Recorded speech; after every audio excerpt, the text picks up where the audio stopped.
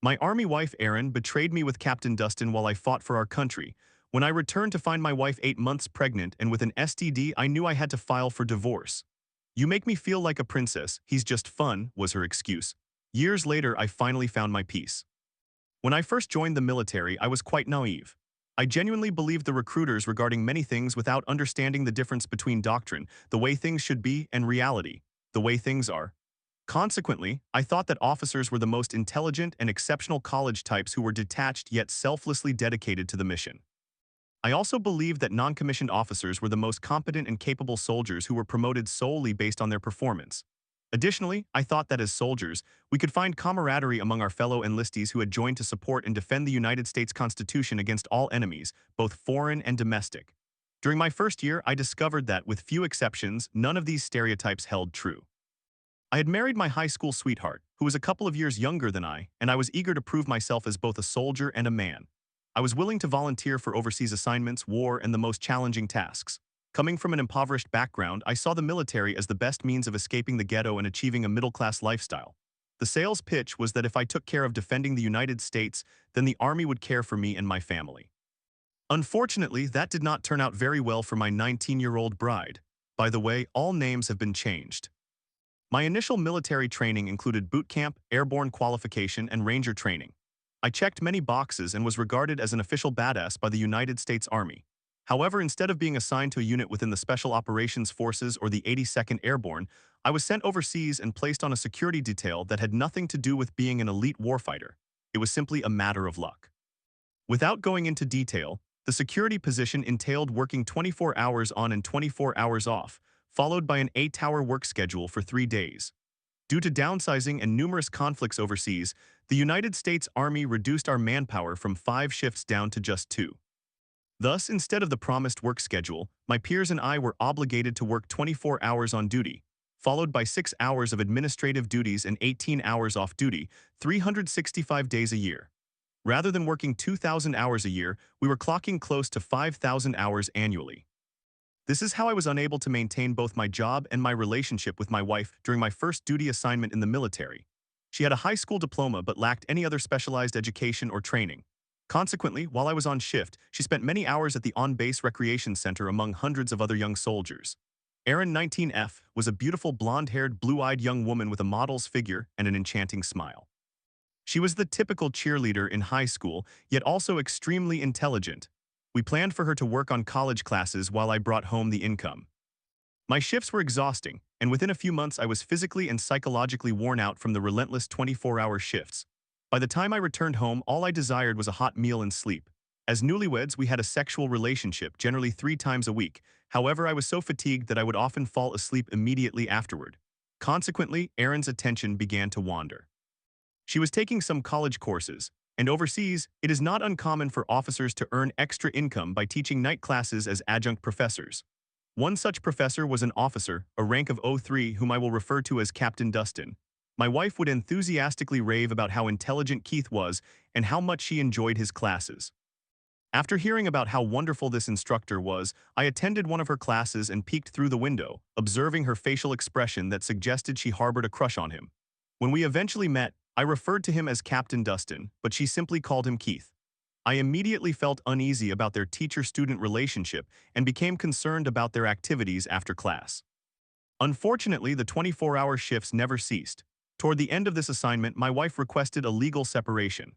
I suspected that this decision related to Captain Dustin, but without the financial means or time to investigate cursed 24-hour shifts, I simply signed the separation, sending her back home to the continental United States 6 months before my rotation. I later discovered that my wife's request for legal separation coincided with Captain Dustin's rotation back to the States. I rotated out of that tour of duty 6 months later, and to my astonishment, my wife appeared ready to rekindle our marriage. I loved her dearly, and having been raised by a divorced mother, I never wanted to experience divorce. In fact, a life goal of mine was to remain married. Therefore, I welcomed her back. Part of the reason she returned was that my mother-in-law had shamed her into reconciling with me. We attended a new duty station with 8-hour workdays. I had received a few promotions by this time, and we had enough disposable income to enjoy dining out and having date nights. One day I came home early and heard the phone ring just as I walked into the house. This was before the widespread use of cell phones, so we had a phone in the kitchen and another in the bedroom upstairs. My wife answered the phone and she said, "Hello, Keith." I was on the kitchen extension and immediately covered the receiver so that she wouldn't realize I was listening. I had always suspected that she had cheated on me with Captain Dustin, and now I learned firsthand the full extent of her betrayal, starting with "Can we talk?" and "I miss you," along with some very intimate details of their year-long affair. Dustin had literally followed us to the new duty station.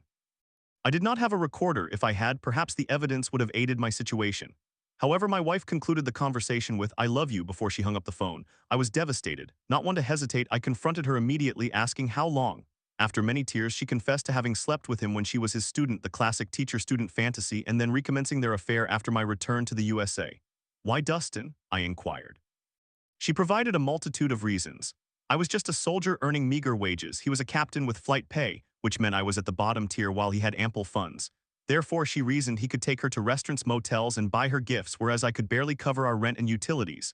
She was tired of living in poverty. As a typical man, I wondered if he was superior in bed, bigger, or more thrilling.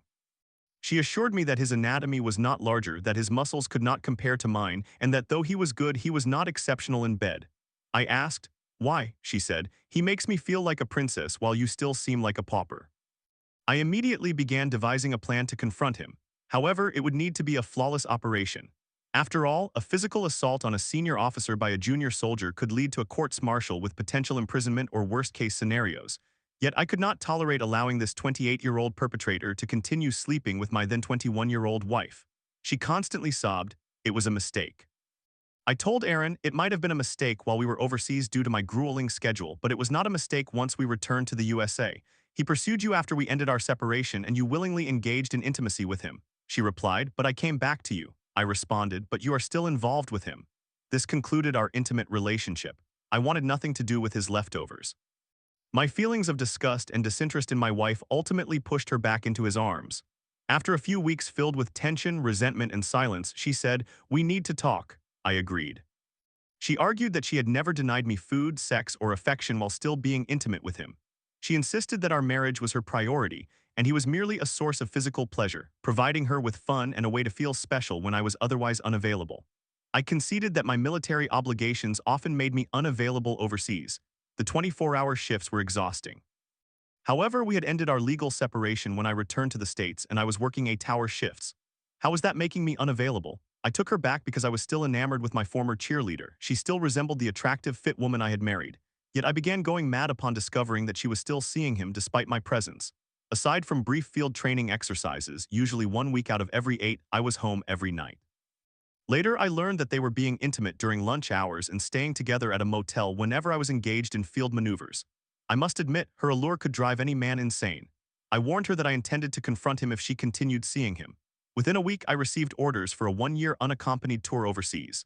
I was heading to a combat zone, and she had sexual relations with me every night and morning until I left. In short, I did not have the opportunity to enact my revenge. While overseas, my wife of 2 years wrote to me and I responded. At that time, email was not common, especially in a combat zone. Therefore, her letter took a week to reach me, and my reply took another week to return to her.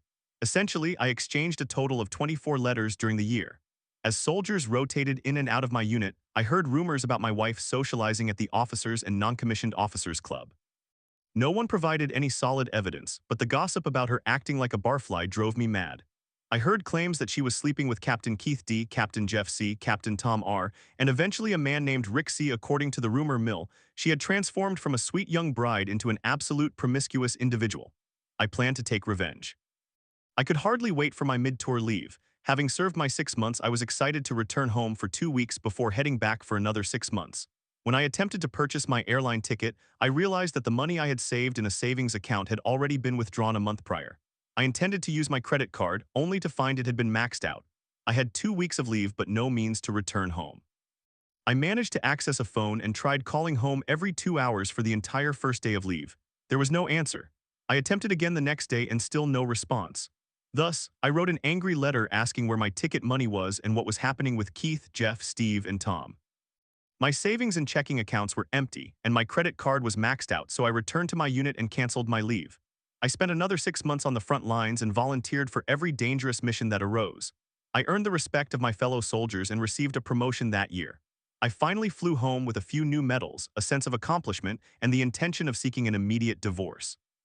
I had not received any letters in several months, giving me the impression that it was over. Upon my return to the USA, I discovered that my wife was pregnant. I had been away for 12 months and she was 4 months along. She did not know who the father was, considering she had been with multiple men. She claimed we could resolve this, but I was no longer interested in being married to a woman of questionable character. Some situations simply cannot be mended.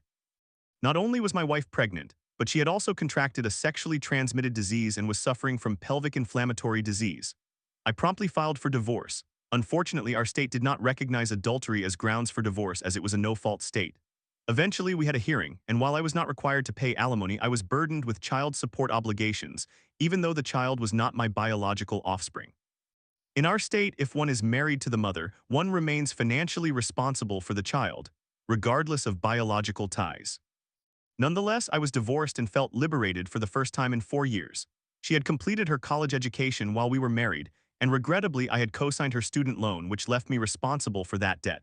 I also faced residual car payments and child support obligations. I chose to volunteer for another combat tour, as this would allow me to receive danger pay and 3 daily meals for free. 16 years later, her daughter wrote me a letter and I was thrilled. I was still serving in the army, but this was the first correspondence I had received from the child whom I had financially supported for the past 16 years.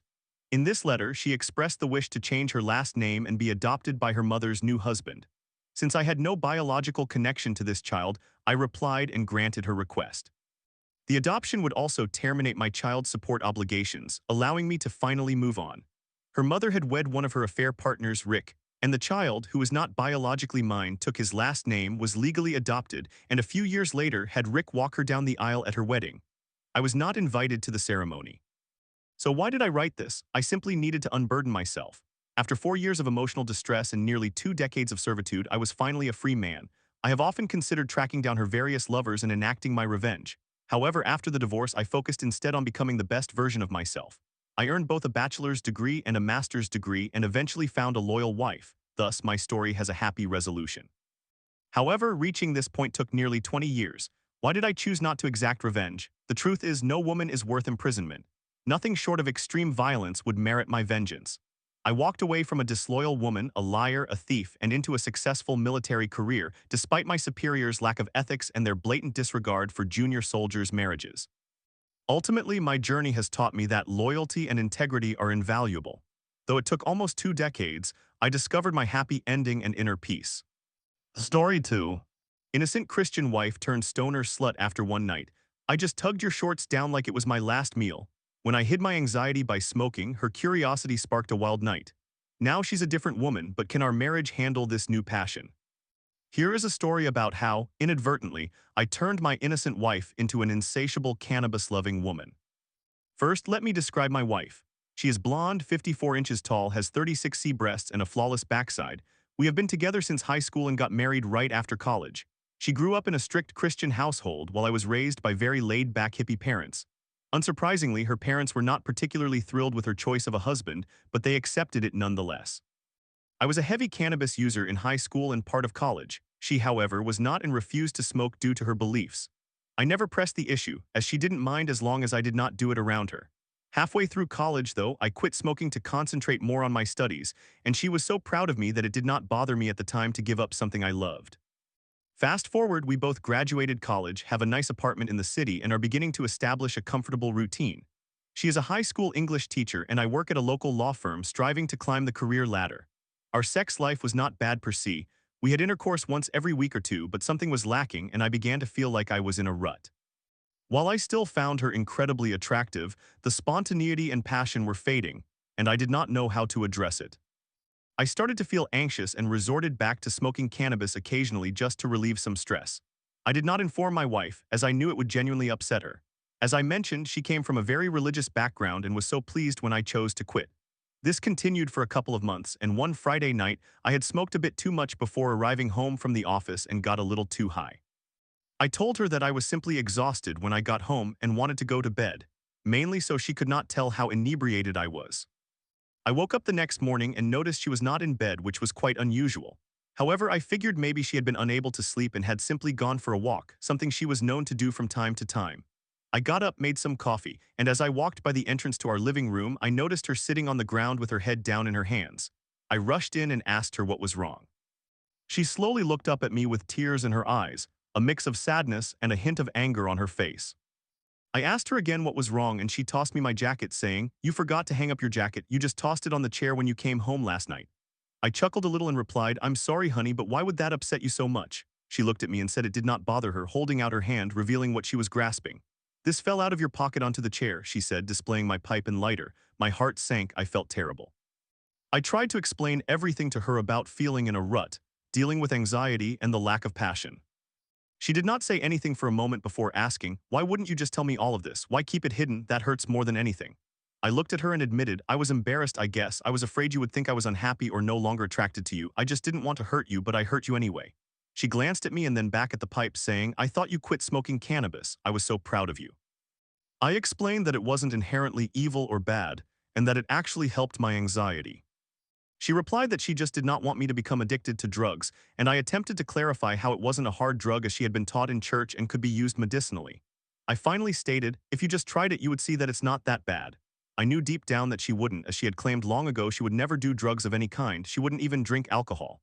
Therefore, I was astonished when she said, "Fine, I will try it." I looked at her in disbelief and could only say, "Wait, what?" She explained that it was evidently something important to me, and if she was going to understand it, she should at least experience it once. I was so excited that I did not know how to respond, and for some reason the mere thought of my shy, innocent wife engaging in something so rebellious was incredibly arousing, causing me to become instantly erect. Finally, I stammered, "Okay, when do you want to try it?" She responded, "Why not now?" I gathered all my supplies and sat down next to her. I could tell she was nervous as I packed the pipe and handed it to her. She examined the pipe, then looked up and asked, "Okay, how do I do it?" I instructed her to place the pipe to her mouth, cover the carb hole with her thumb, light it, and inhale. After a moment, I told her to move her thumb and she inhaled a decent amount of smoke. Of course, she immediately began coughing intensely, so I went to the kitchen to get her some water. When I returned, she was sitting there with a small grin and a glazed look in her eyes. I inquired how she felt and she looked up and said, "I feel floaty, it's nice," and giggled a little. I asked, "Oh really, do you want to try again?" She giggled again and nodded her head. So I handed her the pipe again and lit it for her. This time she took a substantial hit and held it like a pro before slowly exhaling. I could hardly believe how turned on I was. Just watching her exhale, the smoke was driving me wild. She apparently noticed my excitement and looked at me, saying, "Looks like someone is excited." I nodded and smiled at her. Typically, our sexual encounters were quite conventional. Don't get me wrong, my wife is stunning, but we primarily engaged in a bit of foreplay followed by missionary until we were finished. So I was utterly shocked when she pulled down my shorts and began passionately performing oral sex on me, something she had never done before. She was going at it as if it were her last meal before execution. I was in heaven. I pulled off her shirt, revealing her perfect breasts, and began licking and sucking them while she stimulated herself, which was another action she rarely took. I stood her up and started kissing her, then she turned around and bent over the couch, presenting her backside to me. I had always wanted to have intercourse with her from behind, but she had never been interested in that position. Now, however, she was practically begging for it. I slid inside her and began thrusting from behind, and she started moaning, which turned me on even more. After a few minutes, she exclaimed, "Fuck me harder, I'm going to cum." I had never heard her curse before, and it pushed me over the edge as we both convulsed and reached climax together. Afterwards, we laid naked on the living room floor. She still had a huge grin on her face, and I noticed that she was still touching herself. So I moved down between her legs and began to pleasure her with my mouth, something I had never done before because she was too uncomfortable with it. She climaxed hard and squirted all over my face. After a few minutes, she looked over at me still with that glazed expression and said, "I'm so hungry." I couldn't help but laugh at her choice of words. I got up and ordered us some pizza. About half an hour later, while I was in the bathroom, I heard the doorbell ring. I called out, "Honey, that's the pizza. Could you answer the door?" She replied, "Sure." I heard the doorbell ring, followed by small talk before the pizza delivery person chuckled and said something, then the door closed. When I walked into the living room, I saw my wife sitting on the floor, completely naked and eating pizza. I exclaimed, "Holy cow, did you answer the door like that?" She looked at me seemingly confused, then glanced down at herself and appeared mortified, saying, "Oh my God, I can't believe I just did that. I feel terrible." I laughed and reassured her it was fine, adding that the pizza guy received quite the tip.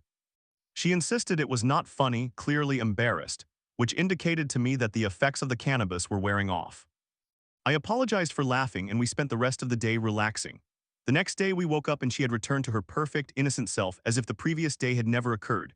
I approached her and hugged her from behind, asking, "Well, how was it?" She replied, "How was what?" I rolled my eyes and said, "Your first time smoking cannabis." She replied, "It was okay, not as bad as I thought it would be."